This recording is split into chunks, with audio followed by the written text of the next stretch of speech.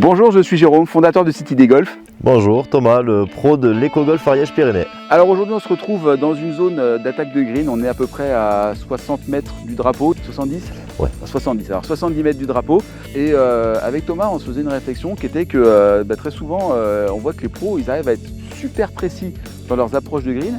Et nous c'est vrai qu'on a l'impression que finalement eux ils sont à 1 ou 2 mètres près, mais nous on est à 15 ou 20 mètres. C'est la zone qui pêche un peu. Ouais. Voilà, et nous quand on arrive à être sur le green déjà on est content, mais on aimerait trouver de la précision en termes de distance. Et il faut savoir en fait ce que tu as comme truc qui permet de mieux gérer la distance sur les wedges. Pour s'étalonner. Donc c'est vrai que pour s'étalonner, moi je remarque vraiment chez les amateurs, c'est que les distances autour du green ne sont pas précises.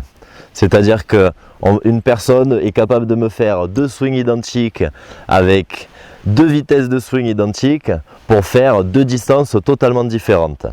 Donc aujourd'hui, on va essayer de mettre en place et de vous donner quelques petits moyens pour avoir des points de repère dans votre geste, dans votre étalonnage de club, pour avoir des distances différentes autour du green et pour pouvoir bien sûr avoir une distance précise et savoir que si vous êtes à tant de mètres, vous allez monter à tel endroit dans votre swing. D'accord ? Donc, aujourd'hui, on va faire ça avec un seul club, un sandwich. On va avoir 6 distances différentes avec 3 amplitudes et 2 prises de grip différentes. Au niveau des professionnels, on norme l'amplitude en fonction des parties du corps. Donc les parties du corps que nous allons rencontrer aujourd'hui, ça va être le premier au niveau des hanches, le deuxième au niveau du sternum. On parle des mains au niveau. C'est bien sûr, c'est les mains qui donnent le niveau, pas la tête de club. Donc on a dit au niveau du sternum, troisième au niveau des épaules. Et bien sûr, après, vous connaissez à peu près tous votre distance en plein swing. Donc nous allons avoir 3 distances avec un grip court, 3 distances avec un grip long. Donc déjà, avec un seul club, vous aurez, avec votre amplitude pleine, ça vous fera 7 distances différentes autour du green. Donc si vous avez plusieurs wedges, 2 sandwich, un pitch-in wedge, ça vous fait 18 distances avec 3 clubs. Donc la première c'est un grip court où on va monter au niveau des hanches. On est sur un travail de wedging, un travail avec des sandwiches, donc on a une notion de symétrie. C'est-à-dire que si je monte au niveau de mes hanches au backswing, je monte au niveau de mes hanches au finish. Pareil, si je monte au niveau du sternum à l'aller, je monte au niveau du sternum au retour. Mais pour avoir une régularité au niveau de vos distances, il faut que votre vitesse de club soit toujours la même, que le tempo soit toujours le même. Donc, on va faire une première prise simplement avec 3 distances avec un grip court. Et ensuite, vous évaluerez vous-même avec un grip long. Donc, première distance, on va essayer de garder la même vitesse d'un grip court avec un chemin au niveau des hanches.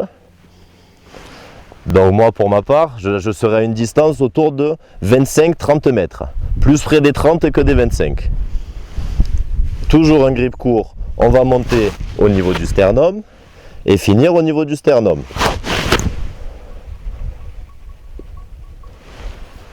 On a un gain de distance d'une quinzaine de mètres. Et ensuite, nous allons passer grip court avec une montée de club au niveau des épaules.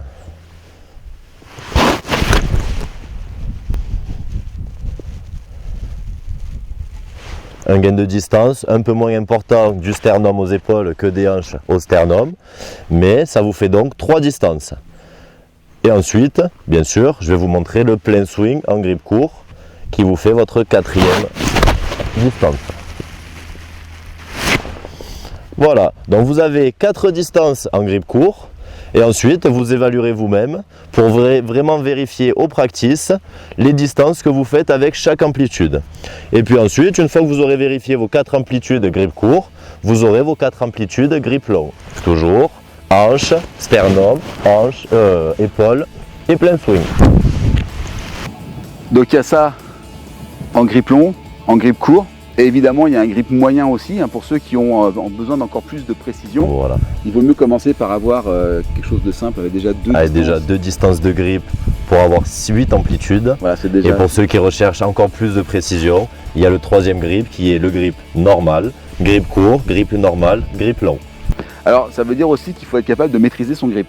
Exact. Voilà, et le grip c'est vraiment quelque chose de très important. Et justement sur ID Golf, j'avais fait il y a quelques temps une présentation où j'expliquais avec Fabien à l'époque ce qu'était le grip DNC, c'est-à-dire un grip qui permet vraiment d'avoir la certitude d'avoir toujours le bon grip. C'est un système pour avoir un grip permanent.